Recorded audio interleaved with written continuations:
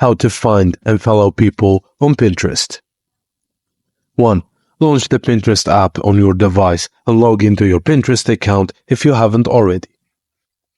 2. Tap on the search icon located at the bottom of your screen, and this will open a search bar. 3. Type the name or Pinterest username of the person you want to find into the search bar. After entering the same name or username, tap the search Alt coin to the keypad to execute the search. Once the search results appear, tap on the filter icon located at the top left corner of the screen. From these filter options, choose Profiles to filter the search results specifically for people. After applying the filter, tap on View Results to see the profiles that match your search's criteria.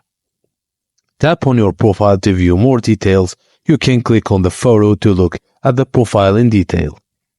And that's it, guys. If you're interested in following a particular profile, tap on the follow button to their profile page. Thank you for watching, and please don't forget to like and subscribe for more.